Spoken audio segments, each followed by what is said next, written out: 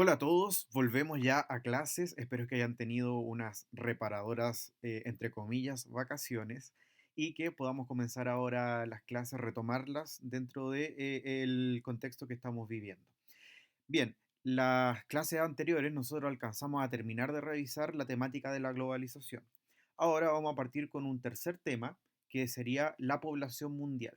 Y vamos a partir con este tema que sirve de conexión entre lo que fue la globalización con el análisis más bien de la población de corte demográfico. Vamos a hablar acerca de entonces de la diversidad cultural en el mundo. Les dejo este poema a modo de inicio para que lo puedan leer. Es de Ebadi Shirin, que fue Premio Nobel de la Paz el año 2003. Léanlo y después comenzamos la clase. Para comenzar la clase de hoy, antes de ponernos descriptivos, nos vamos a poner más bien analíticos, vamos a revisar algunos conceptos clave. El tema de la diversidad cultural es muy relevante en nuestro contexto actual de la globalización porque existen diversas teorías acerca de cómo el mundo va a afrontar las diversidades culturales que tenemos en nuestra realidad actual. A partir de eso, una de las tesis más interesantes para poder analizar este tema es la que propone Samuel Huntington, que la revisamos anteriormente y para que la recordemos ahora, que él nos habla acerca de que el mundo actualmente ya no funciona en torno a enfrentamientos ideológicos, sino que más bien funciona en torno a enfrentamientos culturales. Él dice que las principales tensiones que se van a dar en el mundo actual y de aquí en adelante van a venir dadas por las diferencias culturales entre los ciudadanos que conviven en este mundo globalizado. A partir de esta nueva realidad, entonces resulta muy atingente que analicemos el tema de la cultura, no solamente desde un punto de vista descriptivo, sino que también desde un punto de vista más bien científico, social. La antropología nos da muchas herramientas para poder analizar este tipo de temáticas. Por lo tanto, el concepto clave que tenemos que revisar es el concepto de cultura, que aparece ahí en el recuadro de color celeste. La cultura en el fondo se define como un conjunto de saberes que se transmiten de generación en generación. Eso sería lo más básico de todo. Pero cuando hablamos de cultura, hablamos de elementos que son mucho más profundos y también mucho más sutiles que simplemente las tradiciones. En un sentido mucho más concreto, la cultura es toda la manifestación de los seres humanos, de los grupos sociales. Todo lo que nosotros hacemos constituye cultura, pero eso resulta muy amplio de analizar. Entonces, cuando realizamos la definición de cultura, la dividimos en dos categorías. La cultura la podemos entender como la cultura material, que son todos los elementos que nosotros producimos de manera tangible, por ejemplo, las construcciones, los edificios que nosotros tenemos, los artefactos que confeccionamos, el arte que realizamos, etcétera. Pero también tenemos manifestaciones que son de corte inmaterial, es decir, cosas que no son tangibles, pero que forman parte de nuestra forma de ser como sociedad. En esos elementos nosotros podemos encontrar de manera mucho más visible lo que es la cultura. Recuerden entonces, cultura es todo lo que hacen los seres humanos o los grupos sociales y las podemos entender entonces de forma material o de corte inmaterial. Estos segundos elementos, los elementos de la cultura inmaterial, son los más relevantes para la clase de hoy día. Porque ¿cuáles son? Son muchos, pero vamos a categorizar o vamos a caracterizar más bien los tres más importantes. Cuando hablamos de cultura inmaterial, nos vamos a referir particularmente al lenguaje, nos vamos a referir también al sistema de creencias que tiene una determinada sociedad, la religión, o no religión o filosofías, dependiendo de la que analicemos, y la etnia, es decir, el origen cultural histórico que tiene un determinado grupo, que no es lo mismo que raza, no lo confundamos con ese concepto. Raza y etnia son conceptos muy cercanos, pero no son lo mismo. La raza es simplemente la determinación biológica de determinados grupos humanos, mientras que la etnia corresponde a las diferencias culturales de los determinados grupos de población. Ahora bien, cuando nosotros hablamos entonces de cultura, nos vamos a enfocar en lo material y en lo inmaterial. Y para definir más claramente la cultura, nos importan más los elementos inmateriales, la lengua, la religión, la etnia de la que viene un determinado grupo de población. Ahora, conectando esto con lo que nos decía Samuel Huntington, esto nos tiene que llevar a un replanteamiento de cómo nos enfrentamos a las diversidades culturales que existen en el mundo actual. Eso significa que tenemos que desarrollar en el mundo de hoy nuevas actitudes. Por ejemplo, en el tercer recuadro que aparece ahí, uno de los principales conceptos que empieza a tener relevancia en la actualidad es el tema de la identidad cultural. y de cómo vemos esta tensión entre lo que son las identidades locales tradicionales versus lo que la globalización nos ha estado imponiendo. Recuerden que uno de los tópicos importantes que vimos en el tema de la globalización es cómo Occidente, a través de todos sus aparatos culturales, trata de imponerse al resto de las culturas tradicionales. En ese sentido, la tensión entre lo tradicional versus lo moderno, entendido entre comillas como lo occidental, es una temática recurrente de análisis.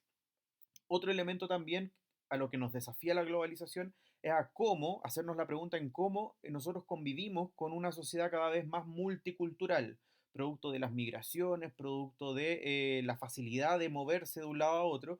Las sociedades se constituyen cada vez más como sociedades multiculturales, es decir, donde conviven personas de distinto origen étnico-cultural. Y finalmente la interculturalidad, que puede sonar como un concepto muy cercano al de multiculturalidad, pero la interculturalidad no nos obliga solamente a vivir en un mismo espacio con personas de distinto origen cultural, sino que también va en la línea de compartir con esas personas, de interactuar con ellas, y no solamente tener a alguien diferente conviviendo como vecino o dentro de la misma ciudad, sino que esos distintos grupos culturales se integren cada vez más y formen parte de una nueva sociedad cada vez mucho más integrada de la que teníamos anteriormente. Así que conceptos clave entonces, cultura, cultura inmaterial, lenguaje, religión, etnia, identidad cultural, multiculturalidad, interculturalidad, para que los destaquen en el cuaderno. Muy bien, y luego de esta revisión conceptual, necesito que nos retrotraigamos a la materia que ustedes vieron en tercero o cuarto básico. ¿Por qué hacemos esto? Porque es muy importante que recordemos estas nociones que son muy básicas, pero que de repente con la falta de uso se les va olvidando y es muy importante saber el nombre de los continentes y de los océanos. No me tomen a mal, pero espero que cada uno de ustedes ya se lo sepa y nos tengamos que saltar esta lámina. Pero me ha pasado recurrentemente que a algunos se les olvida y por lo tanto ubicarse dentro de un mapa mundi resulta ser eh, algo complejo. Entonces la idea es que no nos pase, tenemos que identificar bien los continentes y los océanos porque nos va a servir muchísimo para la clase de hoy día y en realidad para siempre. Si a alguno de ustedes les cuesta, no lo sabía, pueden ver algún video de YouTube, algún video para niños. Es broma en todo caso. Ojalá nadie tenga que hacer eso, porque yo espero que ustedes son mateísimos y por lo tanto se lo saben de memoria. Muy bien, y el ejercicio anterior estaba dado precisamente porque necesitamos revisar mapas mundi en la clase de hoy día y de aquí en adelante también. Nosotros entendemos, estudiamos los continentes, los océanos, porque lo más fácil es identificar las regiones del mundo en función a criterios geográficos, es decir, identificar masas de tierra y masas de agua. Sin embargo, para la clase de hoy día, y mucho más complejo, es dividir al mundo en base a criterios culturales, porque son mucho más complejos de analizar. Para la clase de hoy día, el concepto clave es el concepto de región cultural, es decir, son aquellas zonas del mundo que presentan ciertas características culturales en común. Y esas características culturales, las que más nos interesan para poder hacer esa definición, ¿cuáles son? Yo se lo había dicho en una de las láminas anteriores. Son las de la cultura inmaterial, precisamente tres de ellas, que son el lenguaje, la religión y la etnia. Y así, por lo tanto, por cada continente nosotros vamos a poder desglosar distintas regiones culturales que la componen. En este esquema ustedes pueden ver categorizadas esas regiones. Em, como archivo adjunto les voy a enviar este mapa. En realidad es un desglose más detallado de este mapa donde van a identificar con colores y las características principales de cada una de las regiones. Pero aquí aparecía mucho más resumido. En el caso de Asia vamos a identificar a 5 regiones culturales. Vean el sector de Asia y van a ver que están divididas en 5 colores distintos. El cercano oriente, Asia central, el lejano oriente, el sudeste asiático y el sur de Asia. El único que les voy a pedir que cambien el nombre es el de Cercano Oriente, el primero, que aparecería en el mapa marcado con color verde claro. Tradicionalmente lo conocemos mejor como Medio Oriente y así suena más en realidad, así que por eso les pido que cambien el nombre. Bien, en el caso de Europa vamos a reconocer a Europa Occidental, que está marcada con rojo, y vamos a reconocer también a la Europa eslava, que son todos los países que tienen una historia ligada no solamente a la población eslava, que es una población autóctona de la zona, sino que también tiene una historia también con el mundo soviético. En el caso de África, la vamos a dividir en dos. La zona norte, que ustedes ven marcada ahí de color verde claro, corresponde a la zona del Magreb y norte de África, que comparte ciertas características culturales con el Medio Oriente. El árabe y la religión del Islam son predominantes en el norte de África. Mientras que el resto de África, marcada con color café, corresponde a la África subsahariana, o tradicionalmente conocida como África Negra, debido a la coloración de la población. El concepto de negro en este caso no es despectivo, sino que se utiliza como término racial debido a la división tradicional que se hace de las razas, que después podemos revisar de manera gruesa.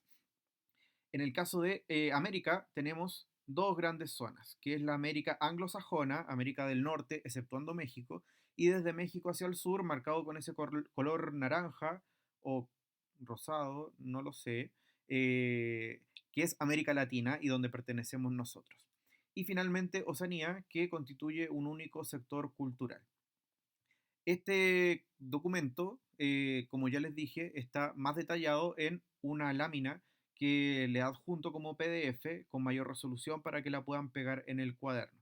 Si tienen la opción de imprimirla sería ideal, si no, en el cuaderno escriban que en este caso debería ir un mapa para que se recuerden de revisarlo, es muy importante. Lo más relevante de esto es por qué se hacen estas divisiones de regiones culturales para poder identificar ciertos elementos en común. Y esos elementos en común entonces, ¿cuáles eran? El lenguaje, la religión y la etnia. Eso genera identidades culturales en el mundo que son propias de cada una de estas zonas y que nos obligan entonces en este mundo globalizado a convivir e ir respetando, conociendo primero, respetando y conviviendo con estas nuevas culturas con las que nos vemos enfrentados. Continuando con esta idea de las regiones culturales, a mí me gusta mucho más la división más sutil del primer mapa que revisamos, donde establecíamos por cada continente distintas regiones culturales. Creo que eran como unas 10 o 12 regiones culturales. Sin embargo, desde un análisis mucho más sencillo, podemos categorizar al mundo en 5 grandes macro regiones culturales.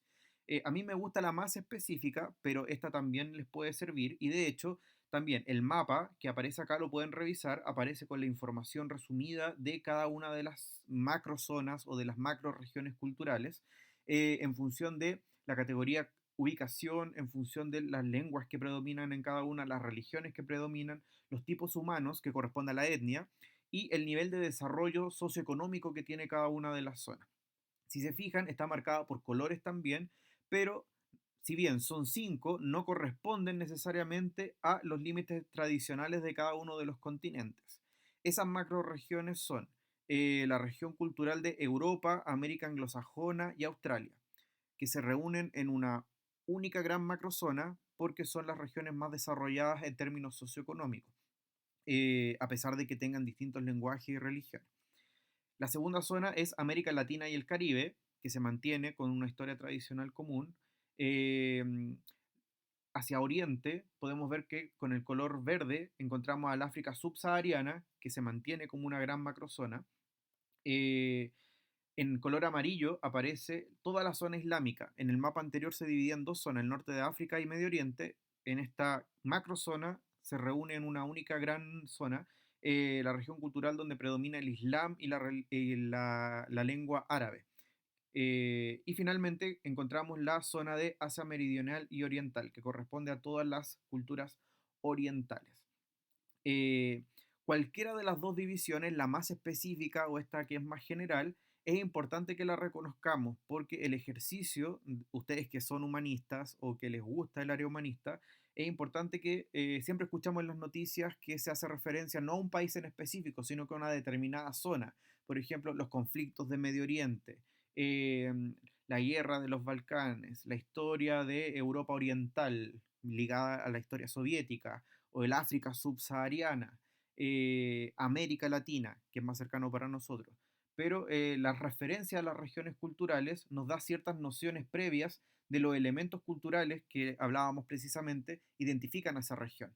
cuál es el lenguaje que se utiliza en esa zona, cuál es la religión predominante, cuál es el nivel de desarrollo socioeconómico, cuál es la etnia que predomina en cada una de ellas y por lo tanto tener una cierta noción de su historia. Eh, Estos elementos son claves para poder identificar entonces las identidades culturales de cada uno de las personas que constituyen el mundo actual. Bueno, ya se lo había dicho, pero se los reitero. Es importante que los mapas que yo les adjunto como PDF los tengan en el cuaderno y si no tienen la oportunidad de imprimirlo, que escriban que ahí debería ir un mapa para que lo puedan tener de referencia, ¿ya? Acá el mapa no se lo integro, pero lo pueden visualizar. Los dos mapas anteriores eran los más importantes. Este es importante igual, pero es más secundario. Vamos a revisar el primer elemento que constituye esta clasificación de las distintas regiones culturales, que es el elemento de la religión o del sistema de creencias, más en general todavía que el concepto de religión. Em, en el mapa ustedes pueden distinguir los distintos sistemas de creencias que predominan en cada una de las zonas. Y cada una de las regiones culturales, por lo tanto, va a tener una que predomina. Nosotros vemos ahí muy claramente que el color morado representa a las distintas manifestaciones de cristianismo y que predomina en América y en Europa, que es donde tiene mayor efecto esta religión. También podemos ver que el color verde, que representa el Islam, está repartido por el norte de África y por la zona de Medio Oriente. Asimismo, podemos ver cómo las religiones, como por ejemplo el hinduismo, está en el subcontinente indio, o el budismo en sectores de China, y así a lo largo de todos los ejemplos. Lo relevante de todo esto es que la identificación con un sistema de creencias es un elemento cultural central que constituye a las sociedades. Independientemente de si creemos o no, de si somos ateos o creyentes o agnósticos, que sería la posición intermedia, eh, las tradiciones están fuertemente arraigadas a un determinado sistema de creencias y están ligadas también a la historia cultural de cada una de las sociedades. Las que son mayoritarias, por lo tanto, se van a ubicar en determinadas regiones del mundo y le van a dar identidad cultural a cada una de esas regiones. ¿Cuáles son las más representativas o las que tienen mayor cantidad de seguidores y por lo tanto definen más la identidad cultural de determinados grupos? El cristianismo, que es la religión o la macro religión con mayor cantidad de seguidores. Nosotros sabemos que el cristianismo está subdividido en distintas categorías. El catolicismo, que es el más numeroso y que tiene sus sedes en el Vaticano con el Papa, pero también existen otras ramas del cristianismo. El protestantismo, dividido en otras subramas desde la Reforma Protestante del siglo XVI, con Martín Lutero en adelante, el luteranismo, el calvinismo, el anglicanismo, etcétera, y todos los ismos. Eh, y finalmente una tercera rama que sería los ortodoxos, que están orientados más bien hacia Europa del Este, Rusia particularmente. Em, Son divisiones del cristianismo que le dan mucha identidad a América, América Latina y Europa. Los siguientes, si se fijan, son religiones de Oriente. El budismo, que existe una discusión acerca de si es una religión o una filosofía, etcétera, que representa más bien a sociedades de China y de Oriente lejano. El hinduismo en el subcontinente indio, el islamismo eh, al norte de África y en Medio Oriente, el judaísmo eh, originario de la actual Israel, la religión de la zona geográfica de Judea, pero que hoy día corresponde al actual Israel y Palestina también. El sijismo, que también está en el subcontinente indio, el taoísmo, que también se encuentra en el lejano oriente. Si se fijan, las principales religiones del mundo son de carácter monoteísta. Yo me imagino que ustedes saben lo que significa eso. Las religiones politeístas son minoritarias en el mundo y generalmente están asociadas a culturas mucho menos avanzadas en términos socioculturales. Particularmente en el sur de África, las sociedades tribales mantienen sus creencias tradicionales en Oceanía o las tribus indígenas de América Latina.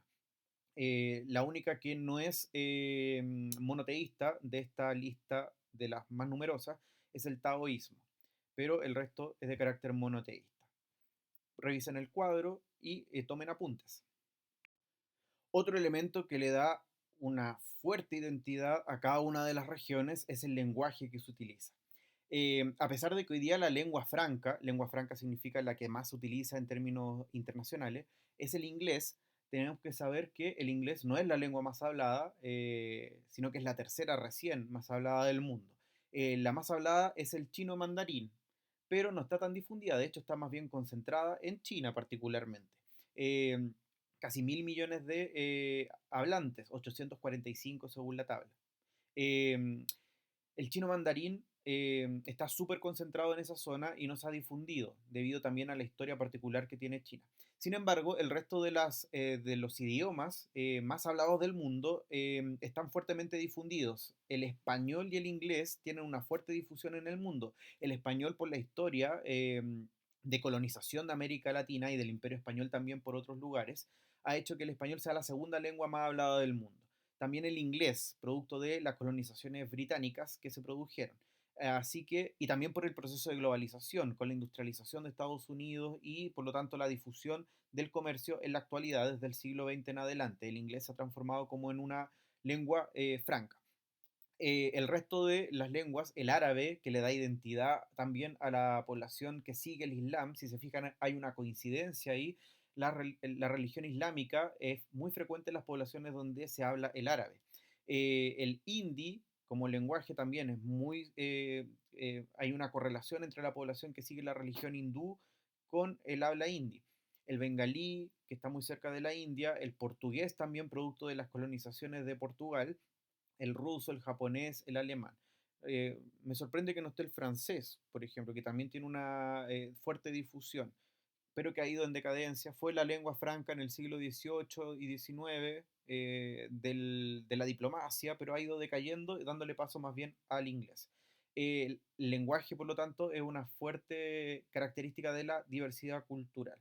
Em, Elementos que podemos sacar en limpio. Las lenguas de Oriente, si bien son muy numerosas, producto de la gran población que ahí habita, no están tan difundidas como las lenguas de Occidente, que producto de las historias de colonización y de globalización en la actualidad, a pesar de que no tienen la misma cantidad de hablantes, perdón, están más difundidas geográficamente, particularmente el inglés, bueno, las lenguas germánicas, el inglés y el alemán, y las lenguas romances sobre todo. Las lenguas romances no porque sean románticas, sino porque derivan del latín clásico. El español, el portugués, el francés, el italiano. Y para finalizar, vamos a revisar la división étnico-racial que tenemos en el mundo. Recuerden, en el mundo actual, con la globalización y con todos los procesos de mestizaje que hemos visto a lo largo de la historia, la- las categorizaciones étnico-raciales hoy día cada vez tienen menos importancia. Sin embargo, todavía a pesar de todo, existen todavía poblaciones donde la discriminación es terrible, es un problema social y por lo tanto todavía es un tema relevante para nuestras identidades culturales. Pero ya saben, no debería ser relevante, aunque todavía lo es. En ese sentido, en términos de las ciencias sociales, la antropología, la sociología, ha estudiado a las poblaciones en función, y la biología también, nos ha ayudado a categorizar a la población humana en tres grandes categorías, que son la población amarilla, la población negra y la población blanca. La población amarilla son todas aquellas personas que presentan ciertas características físicas y étnicas también muy parecidas, particularmente los ojos rasgados o la mancha pigmentaria en la baja espalda, que son características que se encuentran propiamente en el sector de Asia. Esa población, además de amarilla, la vamos a conocer también como mongoloide. Utilicemos bien los conceptos. Yo sé que existe una palabra, la palabra mongólico, que es despectiva en algunos casos, pero que en este caso simplemente sirve para designar a la población que viene, que supuestamente desde la biología se ha estudiado que viene desde Mongolia, un sector geográfico del centro de Asia. Así que la población que deriva desde ese grupo de población se denomina población mongoloide. Y existen distintas subcategorías que ustedes pueden revisar ahí. La segunda categoría es la población negra. También, no utilicemos mal las palabras. En este caso sí está bien utilizar el concepto de negro. O también desde la biología se puede utilizar el concepto de negroide, más bien desde la antropología. Negro o negroide. Y la principal característica, lógicamente, es el color de la piel. Existen población mongoloide muy alta, como la población de Etiopía o Somalia, o población muy baja, como los pigmeos que se ubican en Namibia y en Sudáfrica, pero la principal característica y la más notoria para el resto es el color de la piel. Y finalmente la población blanca o también caucásica o caucasoide, es decir, que vienen desde la población originaria del Cáucaso. El principal característica de este grupo es la coloración más clara de la piel, aunque hay distintas tonalidades, más morenos y más blancos, pero generalmente es mucho más clara que la población negroide o mongoloide. En este caso podemos encontrar a la población de Medio Oriente, que es más morena, a la población europea, que es más blanca, y la población latina, que es más mestiza, pero caben dentro de la misma categoría. Y llegando ya al final de la clase, quiero que revisemos un documento. Es un documento cortito que acá claramente no lo van a ver muy bien porque se ve muy chiquitita la letra, pero se lo adjunto como PDF en el correo que les voy a enviar. Ahí lo pueden leer de manera mucho más clara. Este documento es parte de un trabajo que realizó la UNESCO sobre el estudio de la diversidad cultural en el contexto de la globalización. Es un texto de 40 páginas que ustedes pueden encontrar en internet y si les interesa revisarlo, maravilloso, pero yo solamente quiero que revisen estas dos páginas, tres en realidad, porque le incluí otra, que es en realidad la portada, no se asusten, no es más texto, eh, y que habla precisamente de cómo afrontar este tema de la diversidad cultural en el contexto actual de la globalización, que nos obliga a ver de frente al otro que es diferente a mí y que también me obliga también a convivir con ellos. Y eso ha generado también problemáticas y desafíos diferentes para el mundo actual. Revisen este texto, léanlo a conciencia y me responde la pregunta que les voy a presentar a continuación a modo de cierre de la clase de hoy. Importante que escriban su reflexión, su opinión en el foro que vamos a habilitar para que podamos compartir el conocimiento. Bien, y como les dije entonces, la pregunta final para hacer este cierre es, ¿qué desafíos implica el proceso de globalización actual frente al resguardo de la diversidad cultural?